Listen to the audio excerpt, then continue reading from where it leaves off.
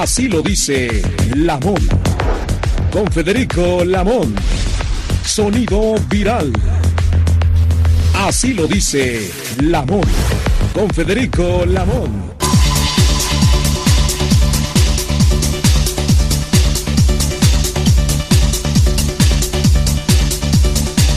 Buenas tardes, amigas, amigos de la audiencia, transmitiendo para ustedes a través de la señal de Radio Cañón 760. Ojalá nos acompañe en este espacio meridiano de ustedes, 5518-7760, para que se comuniquen. Agradezco mucho al amigo de Peñón de los Baños, que decía hay agua termal ahí, hay que revisar. Y también ayer de Hidalgo nos hicieron favor de comunicarse con Radio Cañón 760 del Cuadrante. En esta administración, el Poder Ejecutivo Federal envió al Poder Legislativo ternas para la aprobación o ratificación de su terna a la Corte. Vamos a enlazarnos vía telefónica con el coordinador del Grupo Parlamentario de Acción Nacional. Él es senador por Veracruz, Yulén Rementería. Le agradezco, señor coordinador, tome la llamada para Radio Cañón 760 del Cuadrante y muy buenas tardes para usted. Hola Federico, muy buenas tardes, me da mucho gusto saludarte y desde luego saludar a todo el auditorio. Le resumí a la audiencia, senador, acerca de la facultad del Ejecutivo de proponer a través de una terna el perfil idóneo para ocupar el escaño que dejó acéfalo el ministro Lelo de la Rea. ¿Qué motivó al Senado a rechazarle al Ejecutivo Federal la terna enviada recientemente? Bueno, Federico, pues déjame te cuento y al auditorio, la verdad es que la terna era verdaderamente improcesable, porque más allá de las capacidades académicas, de la historia laboral, de la capacidad y bueno, la experiencia técnica, no podemos permitir que en la Corte lleguen subordinados del presidente como el presidente quiere.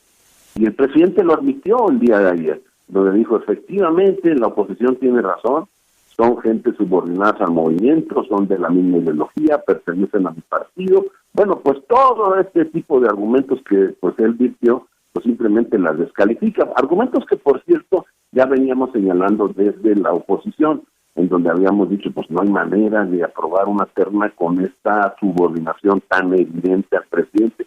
Si el presidente lo que quiere es una corte a modo, pues se equivoca, es un poder diferente. Él ya es titular de un poder, del Ejecutivo. Ya tiene una buena participación, mayoritaria por cierto, que hacen lo que él les manda en las cámaras, en la Cámara de Diputados y en la Cámara de Senadores.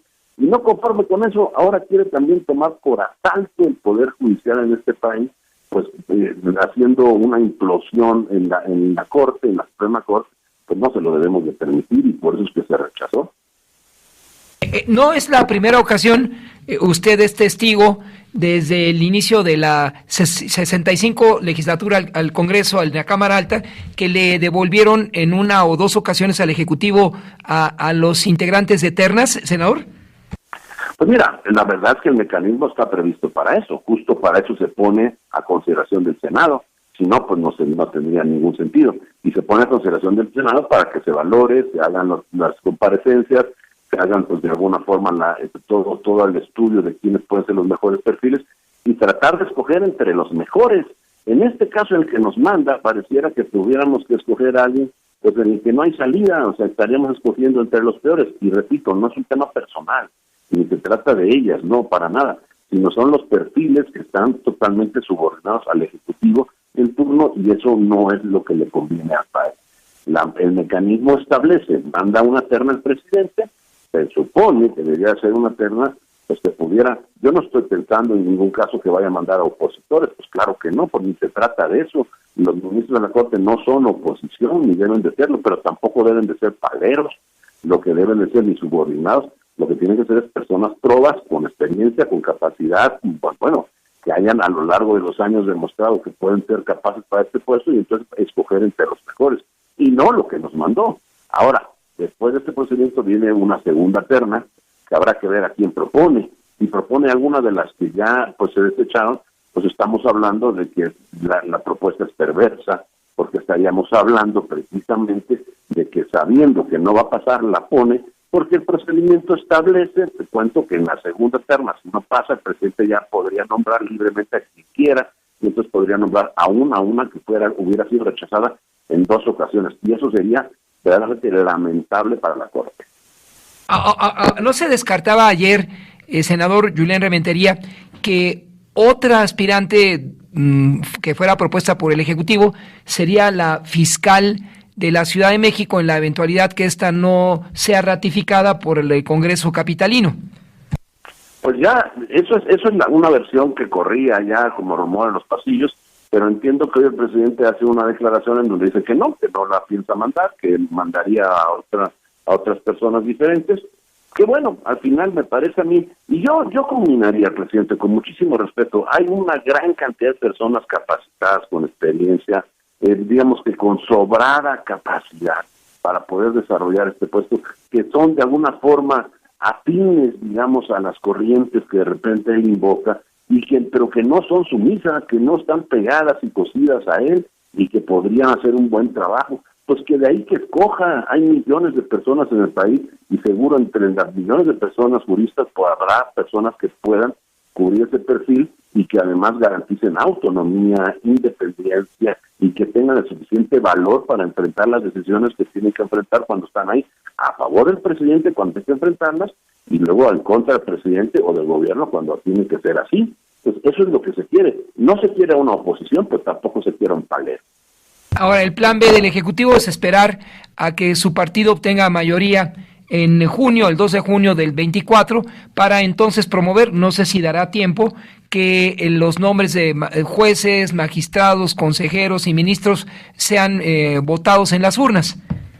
Pues es un verdadero despropósito. Hasta los ministros que están con él, como la ministra Loretta Ortiz, ha dicho que no está de acuerdo con ello. A mí me parece que eso, francamente, daría privilegio a lo que es una dependencia política de las personas que llegan a ser ministros respecto de lo que debe de ser, de una capacidad profesional, técnica, de jurista, de conocedor de la ley y que la haga respetar. Eso es lo que necesitamos en México. Necesitamos una corte, un poder judicial fuerte que aguante los embates desde el poder, que aguante los embates desde la sociedad y que resuelva de acuerdo a lo que dicta la luz de la letra de la Constitución.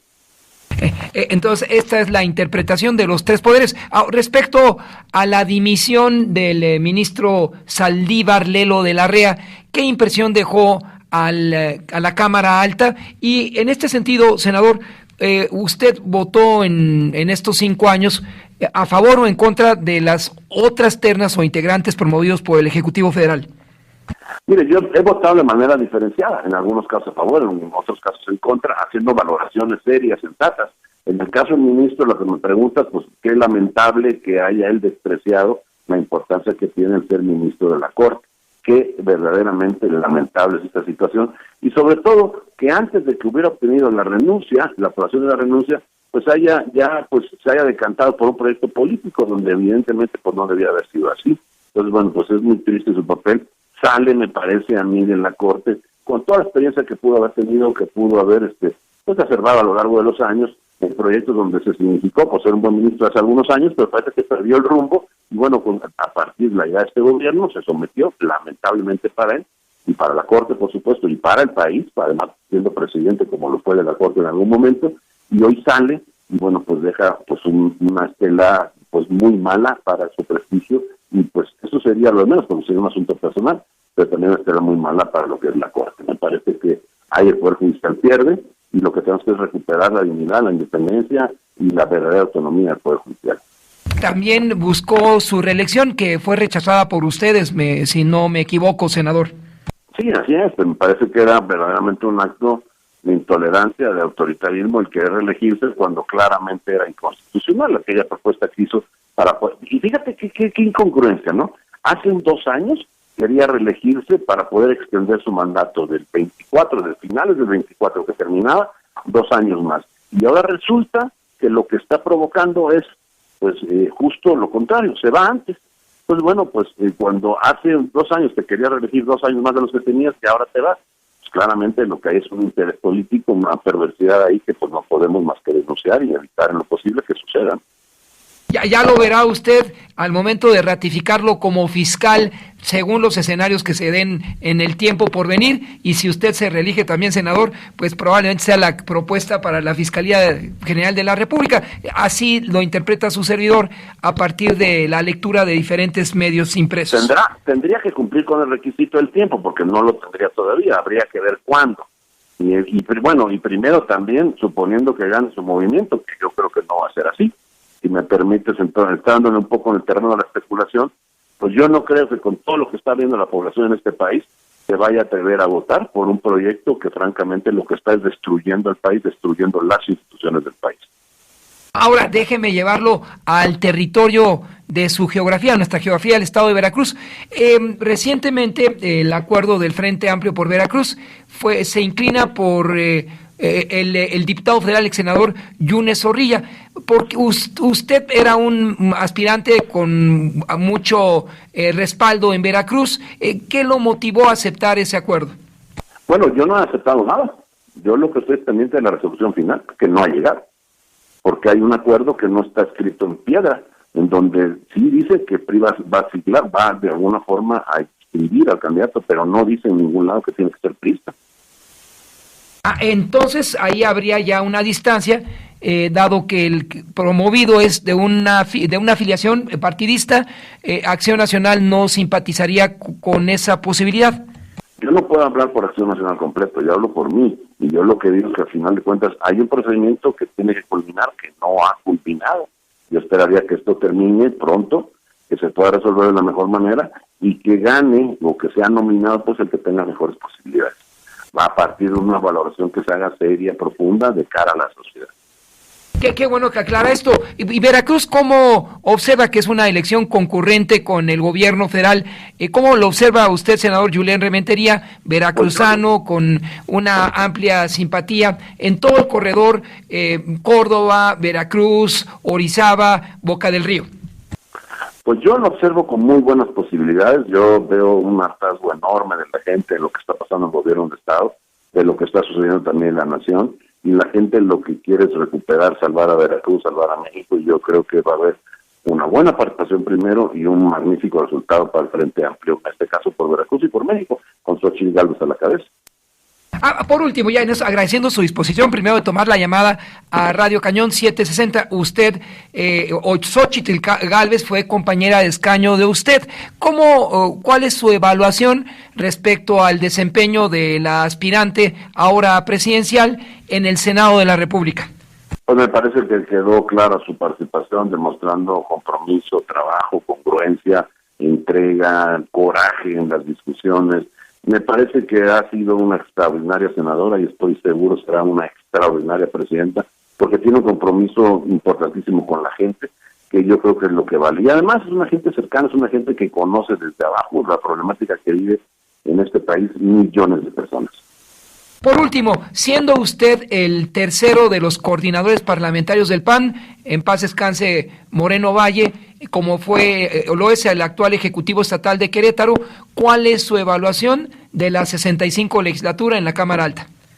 Pues me parece que triste, porque ha dominado un partido que no ha permitido la discusión, el acuerdo parlamentario, la posibilidad de obtener mejores productos legislativos, y solo se han dedicado a obedecer al presidente. Eso que tanto criticaron, hoy lo enarbolan pues como los más férreos defensores de la política del presidente, y esa, perdón, no es la función del Senado. Senador, le agradezco enormemente considere a Radio Cañón en este espacio meridiano. Muchas gracias por aceptar la entrevista y buenas tardes para usted. Al contrario, muchas gracias a ti, un saludo a todo el auditorio y muy buenas tardes también para todos. Julián Rementería dice algo interesante antes de ir al corte. Aún no queda definido el procedimiento para la asignación de candidaturas en el estado de Veracruz, que presumiblemente recayó en el diputado federal Yunes Zorrilla. Interesante definición. Son las 12:14. Hay más aquí en Radio Cañón 760. Así lo dice Lamón. Con Federico Lamón. Sonido viral. Así lo dice Lamón. Son las 12:17. Le contaba al coordinador Mejía acerca de un aspirante en Yucatán, que es de las minorías, maya. Dice, nosotros tenemos acceso, pero no a la Diputación, él quiere ser senador de la República, y el acceso de las minorías, como lo contempla el INE, a los cargos de elección popular en ambas cámaras. Por ello nos toma la llamada en Radio Cañón 760 12:17 la senadora Claudia Anaya, integrante de la Comisión de Derechos Humanos en la Cámara Alta. Senadora, qué gusto saludarla. Muy buenas tardes y gracias por aceptar esta comunicación, entrevista con Radio Cañón. Muchas gracias, Federico. Muy buenas tardes. Para usted, la disposición, senadora, de los órganos autónomos de incluir en un porcentaje conocido a grupos, minorías o grupos con discapacidad, en este caso minorías indígenas, plantea 4 escaños en la Cámara Alta, también para personas afromexicanas y también migrantes y residentes en el extranjero. ¿Cree que esto sea una disposición importante, incluyente, y que al mismo tiempo reconozca que en México, entre población con discapacidad y de los grupos de las minorías, pues suman más o menos 42 millones? Bueno, las acciones afirmativas son importantes porque si no es a través de ellas, muchos grupos poblacionales no tendrían hoy los espacios en los órganos legislativos que tienen. Por ejemplo, las mujeres. Si no fuera por las acciones afirmativas, las mujeres hoy no tendrían la mitad de los espacios en Cámara de Diputados, en Cámara de Senadores y en los congresos locales. Entonces, efectivamente, viene este acuerdo del INE, que hay que decirlo. El primer acuerdo era mucho mejor, era un acuerdo que daba posibilidades de participar tanto en los espacios de mayoría relativa como los de representación proporcional, pero los partidos no tuvieron, porque también hay que decirlo, se necesita la formación de cuadros. Los partidos no tuvieron, ninguno de ellos, la posibilidad de colocar a los cuadros, vamos a decirlo así, competitivos en esas áreas en donde el INE había dejado esos espacios, y fueron al INE y en un segundo acuerdo redujeron los espacios. Es decir, a las personas con discapacidad y a los migrantes los colocan en la misma situación, solo pueden participar en los de representación proporcional en los espacios del 1 al 15. Eso a mí me parece desproporcionado, porque finalmente no puedes tratar a una persona con discapacidad igual que un migrante. Es como asumir que no se encuentra dentro de su territorio la persona con discapacidad, y lo hacen en una condición, entiendo yo, de proteccionismo, en donde dicen, bueno, las personas con discapacidad no pueden hacer campaña, al igual que no lo puede hacer el migrante porque no está en su tierra. Entonces, mételos en la lista de representación proporcional y solo mándalos de mayoría relativa a los indígenas y a los afrodescendientes, o los afromexicanos. En ese sentido, pues a mí no me parece que sea correcta esa interpretación, porque las personas con discapacidad somos, bueno, muy capaces, creo que lo he demostrado muchos años, de hacer campañas, y que lo que se necesita es tener la formación de cuadros desde los partidos, que efectivamente no son cargos a los que tú puedas llegar o acceder de un momento a otro. Pues no es porque el INE haya dicho, metan en la 1 pluri al Senado una persona con discapacidad. Si los partidos políticos no habían venido preparando a las personas con discapacidad, desde ser regidores, diputados locales, diputados federales, presidentes municipales, es decir, si no tienen una formación política detrás, también me parecería que es un tanto y cuanto irracional, porque se parecería mucho a las cuotas que asigna Morena, ¿no? Que es un poco bajo la asignación de tómbola. Y entonces lo que acaba sucediendo es que llegan al Senado personas, sí, que son representativas de muchos grupos, sí, pero no llevan la agenda de los grupos porque no han sido formados políticamente, o tampoco llevan la agenda de ningún tipo de sector o acción poblacional, porque no tienen carrera política o no han sido preparados. Entonces me parece que va de la mano.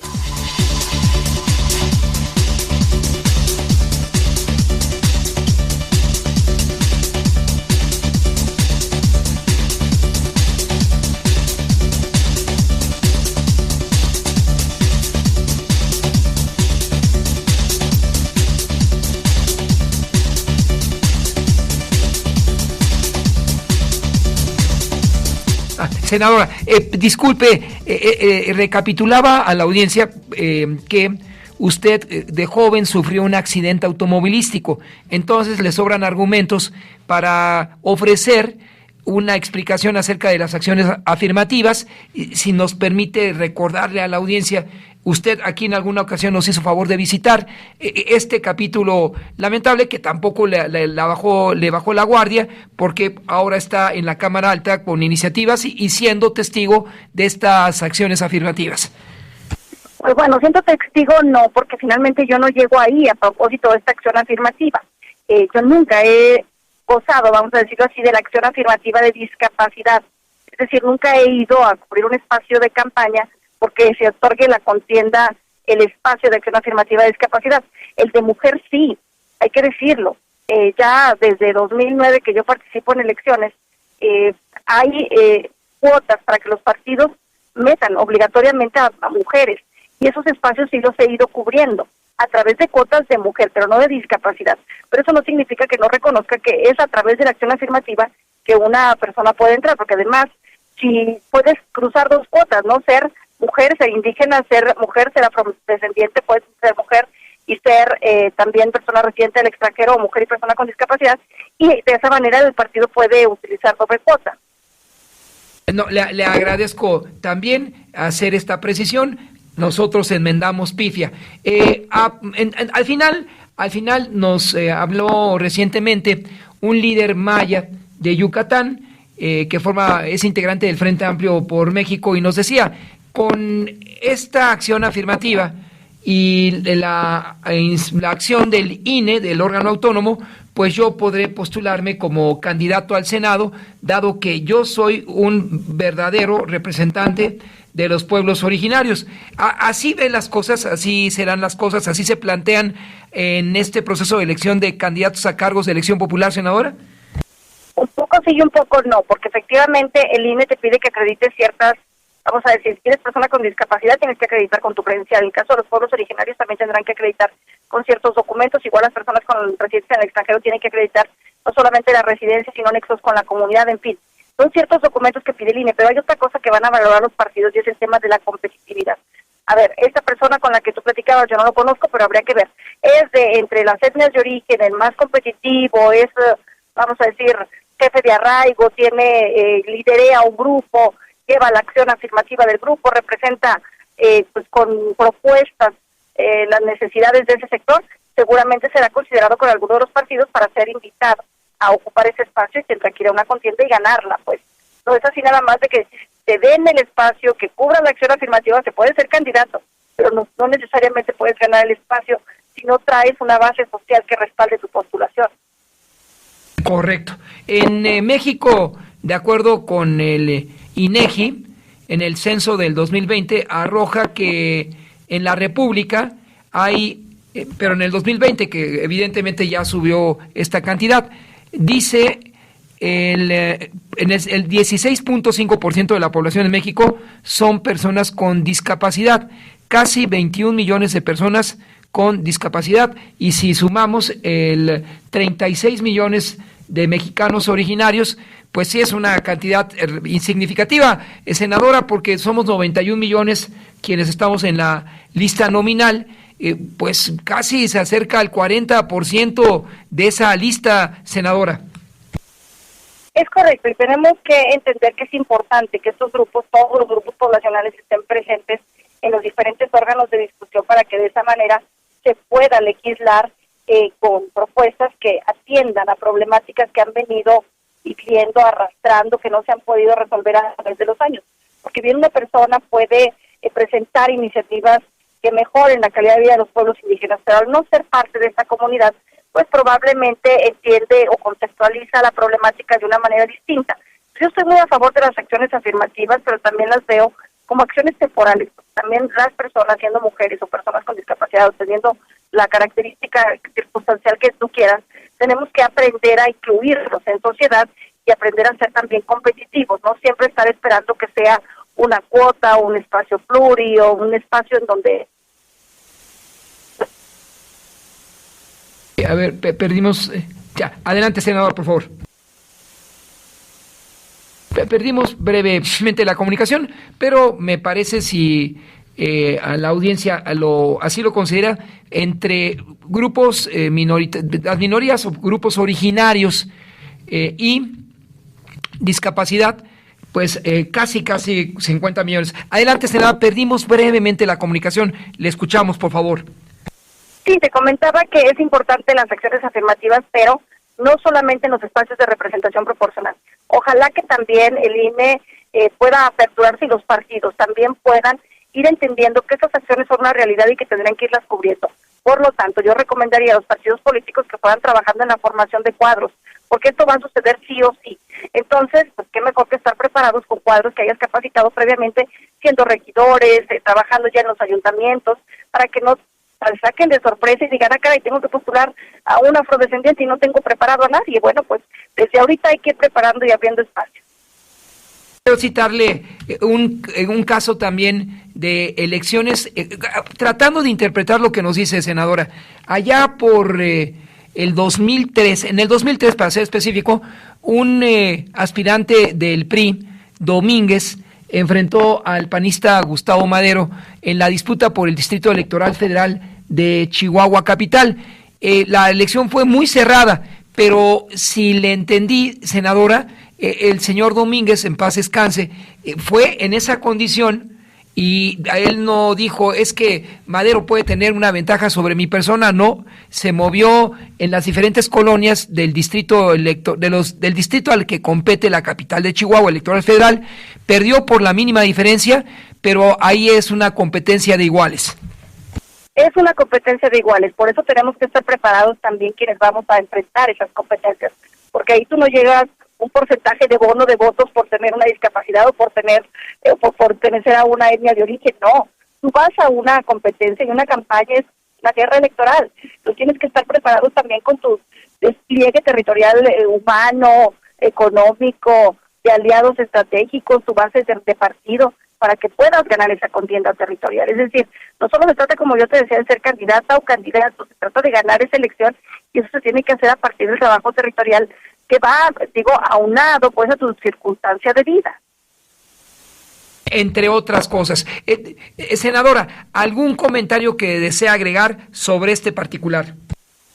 Bueno, que la sociedad tiene que estar muy pendiente, ¿no? De quiénes van a hacer todo este despliegue de candidatas y candidatos, que lo ideal pues es revisar historia, trayectoria, que hay que abrir y ver con buenos ojos este tema de la inclusión que existirá de diferentes grupos poblacionales minoritarios o que para participar, hay que verlo con buenos ojos, hay que ponerles especial atención, porque las acciones afirmativas necesitan del acompañamiento también del respaldo social, además de las autoridades electorales y de los partidos. Le agradezco, senadora Claudia Anaya, integrante de la Comisión de Derechos Humanos en la Cámara Alta, por acceder a la entrevista con Radio Cañón. Gracias y muy buenas tardes para usted. Muy buena tarde, que estés muy bien, Federico, hasta pronto. 12:30. Me parece sensato lo que expone la senadora en términos de igualdad. Y ese fue un ejemplo que le ofrecí a ella y a ustedes, principalmente audiencia. Si no, vayan al Google y revisen elección para diputado federal 2003, Gustavo Madero versus Pedro Domínguez. Domínguez, en paz descanse, llegó pues con esa condición como discapacitado, pero no bajó la guardia, y casi por 200 votos fue la diferencia de esa elección para diputado federal en el 2003. Aquí el reloj marca las 12:32. Así lo dice Lamón. Con Federico Lamón. Sonido viral. Así lo dice Lamón. En la información, el Pleno de la Cámara Alta, como se mencionó previamente, desechó la terna propuesta por el Ejecutivo Federal López Obrador, que integraba Berta María Alcalde Luján, Lenia Batres Guadarrama y María Estela Ríos González. Estas fueron las palabras de la presidenta del Senado por Tlaxcala, Ana Lilia Rivera. El resultado de la segunda votación indica que no se reúne mayoría calificada para ninguna de las integrantes de la terna, conforme lo establece el resolutivo 13º del acuerdo aprobado el 22 de noviembre pasado. Comuníquese al titular del Poder Ejecutivo Federal, para lo que dispone el segundo párrafo del artículo 96 de la Constitución Política de los Estados Unidos Mexicanos. Sobre este tema, el coordinador parlamentario, Eduardo Ramírez, pidió considerar a Ernestina Godoy, fiscal de Justicia Citadina, en la segunda terna que enviará el presidente, para elegir a una nueva ministra de la Corte, y estas fueron sus palabras. Pues bueno, la fiscal Ernestina Godoy es un gran cuadro, ojalá y lo consideren para que la recibamos aquí en el Pleno del Senado.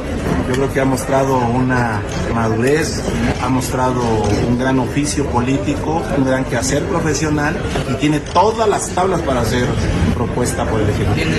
Tiene sin duda Ernestina Godoy todas las credenciales, por eso es una decisión del Ejecutivo. Nosotros vamos. Sobre el tema habló el presidente, dijo en su mañanera que Ernestina Godoy tiene las puertas abiertas en el gobierno en caso de no ser ratificada como fiscal citadina, además de que hoy enviará su segunda terna al Senado de la República. Estas fueron las palabras del presidente. Hoy mismo ya enviamos la nueva terna.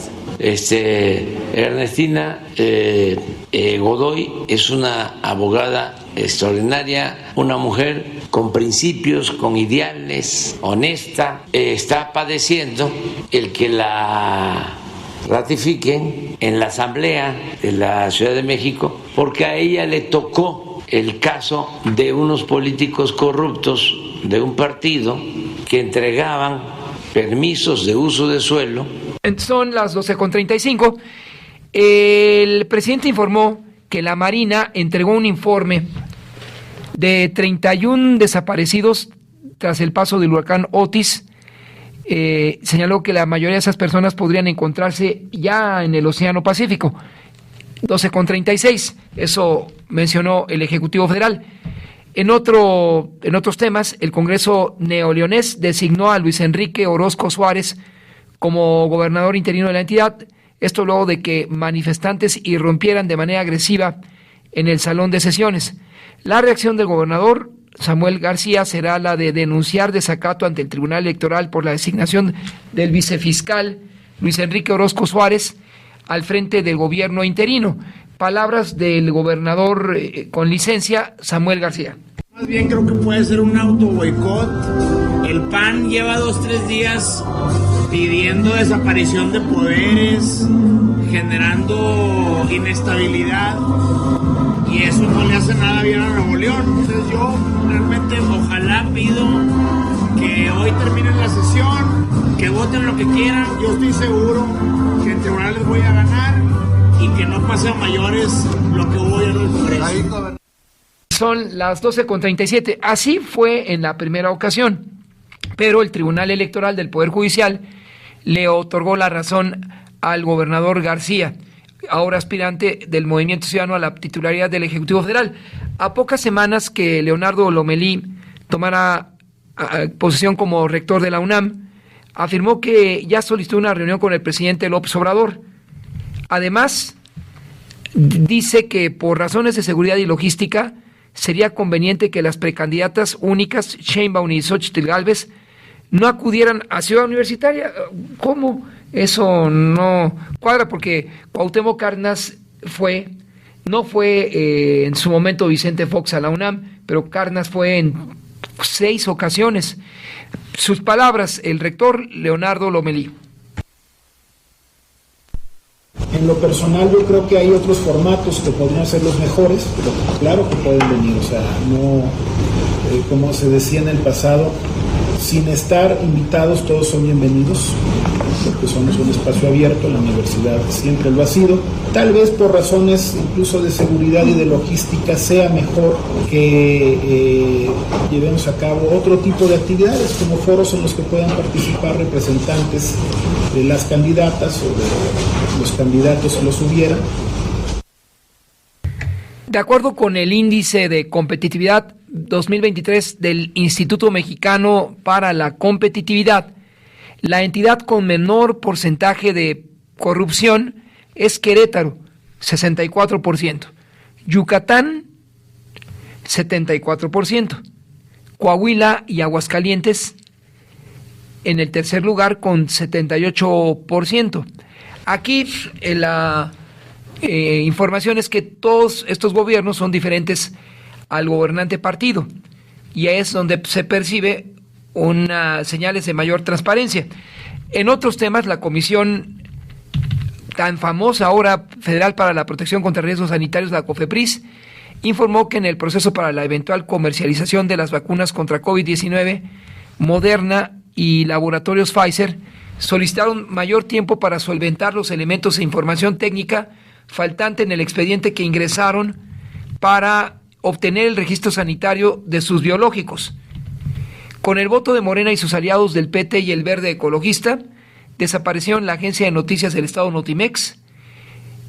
Los diputados de oposición del PAN, PRI, PRD, Movimiento Ciudadano argumentaron la importancia de la agencia estatal que surgió hace 55 años para informar a la población y el despido injustificado de 250 trabajadores. El cuerpo de la activista Karina Domínguez Rubio fue ubicado inhumado clandestinamente en un yonque de vehículos en Juárez. Así lo dio a conocer la Fiscalía General de Chihuahua.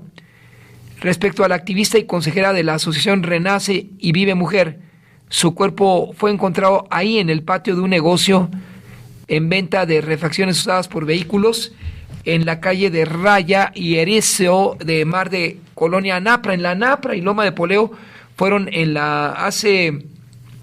todavía en el cierre del siglo pasado, 93, 99, 2001, escenario precisamente de aparición de cadáveres de jóvenes cuando los feminicidios en Juárez estaban en su punto más elevado. Anapra y Loma de Poleo, para ser específico. En otros temas también, el Servicio Meteorológico prevé la llegada de los frentes fríos 13 y 14 que se aproximan a la frontera norte y noroeste de México, propiciando descenso de temperatura, probable caída de nieve, aguanieve en Sonora y Chihuahua. En el Valle de México se prevé cielo medio nublado, con probabilidad de lluvias aisladas en la capital, con chubascos principalmente en el suroeste del Estado de México, que podrían acompañarse de descargas eléctricas. Y la temperatura mínima en la ciudad de 10 a 12 grados, máxima de 21 a 23. Para Toluca, del Estado de México, la mínima de 5 a 7 y máxima de 18 a 20 grados centígrados. En la megalópolis, a pesar de acciones emprendidas por autoridades en la capital, la desaparición de personas sigue siendo una problemática grave que hay que atender. Más de 6.700 desaparecidos no localizados en los últimos 4 años, de acuerdo con el Consejo Ciudadano de Búsqueda. Ya platicábamos en estos días con sus integrantes. El Consejo Ciudadano de Búsqueda de Personas exige al gobierno y la Fiscalía aclarar y transparentar la disminución en el reporte de personas desaparecidas, que pasó de 8,000 a 6,725, pero siguen desapareciendo capitalinos. En la misma capital del país, la Secretaría de Seguridad Ciudadana, a través de su titular, Pablo Vázquez, informan que se detuvo a Alfredo alias El Padrino, líder de una cédula de la familia michoacana. Al Padrino se le aseguró un arma de fuego abastecida con 8 cartuchos útiles, una caja con 13 cartuchos de distintos calibres, 2 teléfonos celulares, como 4 bolsas que contenían cristal. Estela Fuentes, magistrada presidenta del Tribunal de Justicia Administrativa, informó a los diputados de la Comisión de Presupuesto y Cuenta Pública que la dependencia tiene un déficit de 33 millones de pesos de este año por pago de obligaciones laborales, que es el único órgano autónomo que destina 39% de sus recursos al pago de renta. Estos son 4 inmuebles y requieren 44,520,000 pesos para remodelar otro inmueble y dejar de pagar al menos una renta, y para el 2024 un presupuesto que oscile en los 710 millones o 710,946,772 pesos. Afirmó esto en su informe reciente, a las 10 de la mañana fue su informe, de la magistrada presidenta del Tribunal de Justicia Administrativa, aquí en la capital de la República Mexicana, y habló también de convenios de colaboración con otros tribunales en la República Mexicana, como el de Morelos. Autoridades de seguridad, como elementos de la alcaldía de Xochimilco, establecieron un operativo en el bosque de Nativitas debido a los hallazgos de al menos 20 perros muertos. Vecinos de la zona consideran que se trata de un asesino serial. En el metro citadino está listo el operativo de seguridad para inhibir el ingreso de pirotecnia durante las celebraciones guadalupanas y fiestas decembrinas denominados cero pirotecnia. Ojalá se cumpla esto ahí en la terminal de Indios Verdes, porque pues ellos ya tomaron desde hace mucho tiempo una parte significativa de ese cuadro. En otro dispositivo, la Gerencia de Seguridad Institucional del Metro, en coordinación con elementos de las policías bancaria, industrial y auxiliar, estará activo del 11 de diciembre al 6 de enero. Esto es prácticamente en el puente Guadalupe Reyes, que ya toca puerta. Giovanni El Chaparro, quien funge como mano derecha de un narcomenudista identificado como el Chimbombo de Las Vegas, fue detenido por agentes de inteligencia de la Subsecretaría de Inteligencia e Investigación Policial. Y en los temas internacionales, el Congreso de Argentina proclamó este miércoles a Javier Milei como presidente del país. En una sesión encabezada por la vicepresidenta saliente Cristina Fernández de Kirchner, el acto antecede la toma oficial del cargo pautada para el próximo 10 de diciembre, y estas fueron las palabras de Cristina Fernández de Kirchner. Se somete a consideración el texto leído, resulta aprobado. En consecuencia, queda proclamado presidente de la República Argentina para el periodo 10 de diciembre del año 2023 al 10 de diciembre del año 2027 el ciudadano Javier Gerardo Milei, y queda proclamada vicepresidenta de la Nación por el mismo periodo la señora ciudadana Victoria Villarreal. Se realizarán las comunicaciones pertinentes. Nueva realidad en la Argentina, con un resultado que a la fecha mantiene sorprendidos principalmente a los integrantes del peronismo y su conversión al kirchnerismo. 12:46. Así lo dice Lamón. Con Federico Lamón. Sonido viral. Así lo dice Lamón. Radio Cañón, la 760. La estación del Valle de México. El Gobierno de México, a través del sector salud, atiende a las personas afectadas por el huracán Otis. Si vives con VIH o hepatitis y perdiste tus medicinas, acude al Centro Ambulatorio para la Prevención y Atención del SIDA e Infecciones de Transmisión Sexual, Capacits, en Juan R. Escudero 158, Polonia, Ciudad Renacimiento. Si no cuentas con medicamentos para enfermedades crónicas como diabetes e hipertensión, solicita apoyo en una de las 45 brigadas de atención médica distribuidas en Acapulco. Juntos por Guerrero. Gobierno de México. ¿Quieres ver lo bueno en la tele? Ármate como quieras con Star TV. Paquetes con hasta 112 canales. TV adicional al menor costo. Agrega los streamings que quieras como HBO Max o Paramount Plus. ¿Qué esperas? Contrata ya. 800-700-7827. 800-700-7827. Pregunta por la promoción de suscripción 0 pesos.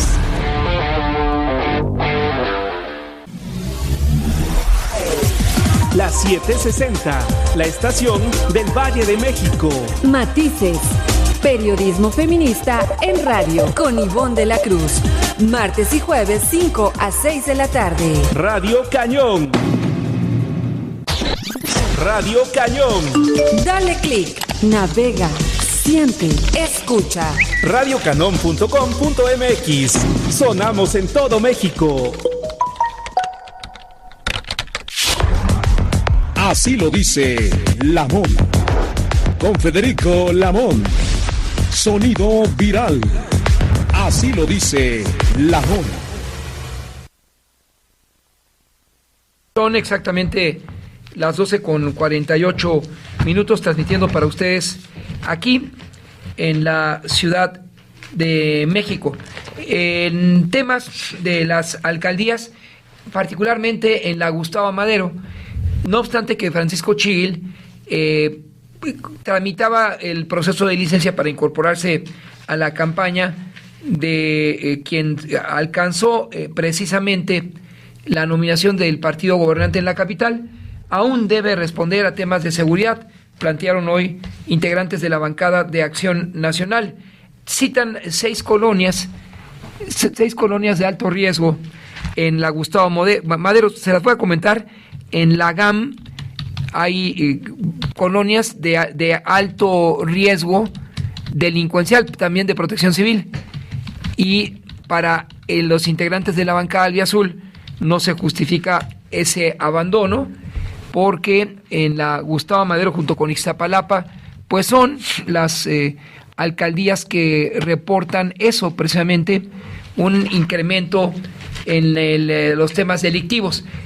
No obstante que el gobierno capitalino reforzó la seguridad en Cuautepec, en la GAM desde finales de agosto no se ha detectado, dicen ellos, un homicidio. También hay ladrones que ofertan autos en las redes. Caramba, esto es interesante que usted lo conozca, pero más la Fiscalía Capitalina. Al menos en 4 alcaldías fueron identificadas por la policía en donde delincuentes que ofertan y se hacen pasar como compradores de vehículos, motocicletas y unidades de transporte, citan a las víctimas para robarlas. Tenga usted cuidado y nunca acepte dinero en efectivo, todo con un cheque de caja o esos cheques que se tienen que entregar en el banco, y verifique que sea verdadero, porque la cifra está a la alza. Como hoy no puede pasar inadvertido este tema de la Gustavo Madero.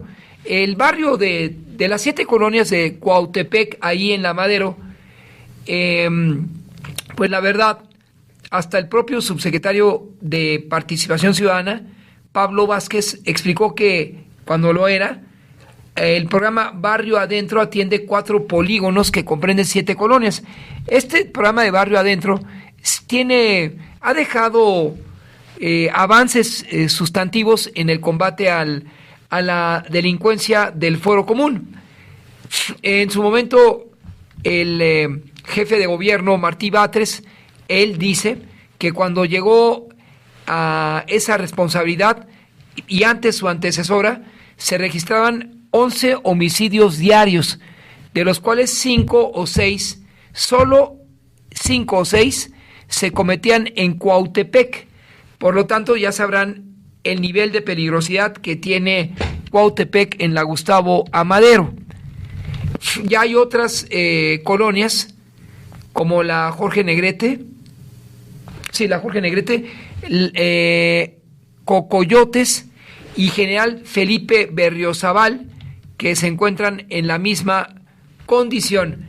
Por ello, el alcalde Chiguil dijo en su momento que para enfrentar al crimen del Foro Común aplicaría en la alcaldía el programa Bocho Taxis para garantizar o asegurar a sus gobernados que hay condiciones de movilidad aún ahí en la Gustavo Amadero. Pero a ello sume usted esta venta de o robo a los ciudadanos que pues le toman la palabra al principio a quien se llama un comprador, pero no deja de ser más que un asaltante peligroso, el que se anuncia en las redes: yo le compro su automóvil, hoy un bocho, aunque los bochos ya ni existen, pero en fin, un modelo 2017.